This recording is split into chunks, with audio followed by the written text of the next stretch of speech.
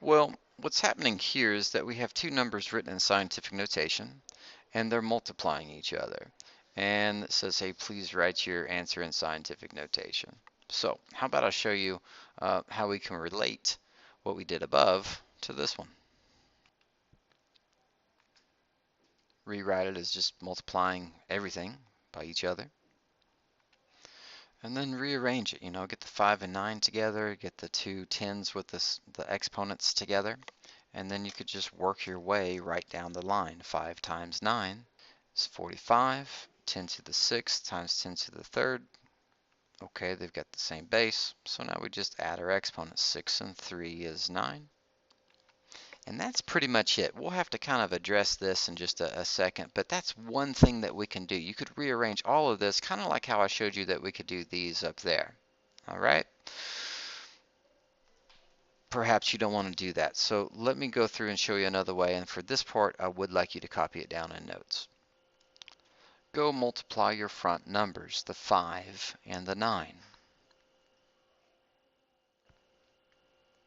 Now, go ahead and write down the same base, which is 10, and then add your exponents.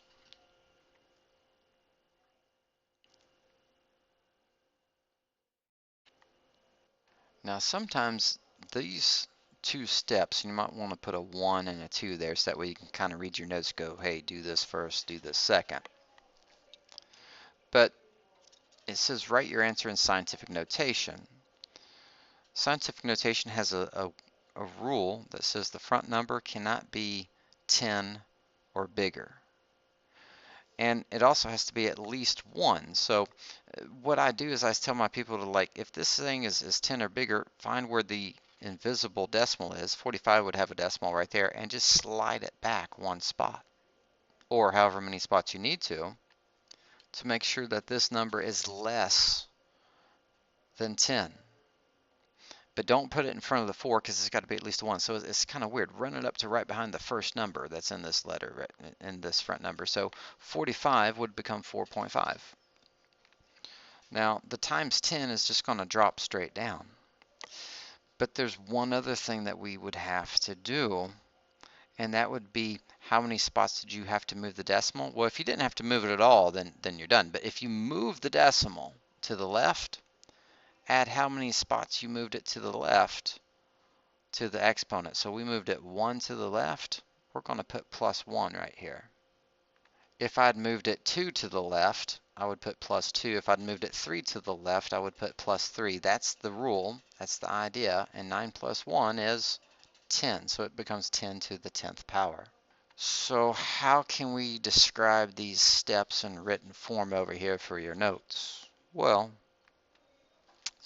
if your new front number is 10 or higher, and 45 is definitely higher than 10, then we move the decimal to the left to basically make it less than 10, right? And then just add the number of spaces to the exponent. So let's go through the steps again. Multiply your two front numbers. 5 times 9 got us 45. Step 2, add the exponents of the 10. So 6 and 3 got us the 9. And of course, we kept the base. And then this says if the front number is 10 or higher, slide it back to the left. How many spots do we slide it back by? Well, in this case, it was 1, so that's why we added a 1 to the 9. And presto, we have our final answer. Now, to drive this home, how about you all try this one real quick, and then we've got 2 more, okay? Multiply the front numbers. We've got 63.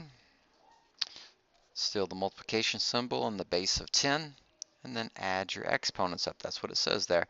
2 and 5 would make this a 7.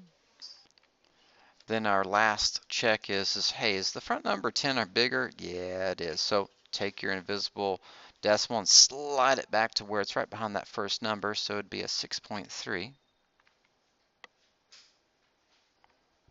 And since we slid it back once, add a 1 to this exponent. So that means this should be times 10 to the 8th. Let's go do the last 2.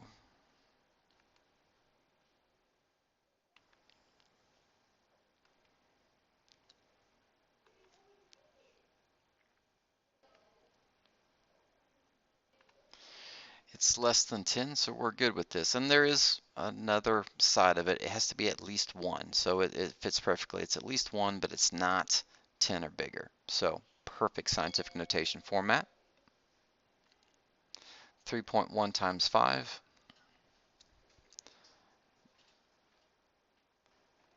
And then the very last thing, is this number bigger than 10? Yeah, so let's slide that decimal back to where it's at least 1, but less than 10. So that should do it right there, and we'll make it 15.5.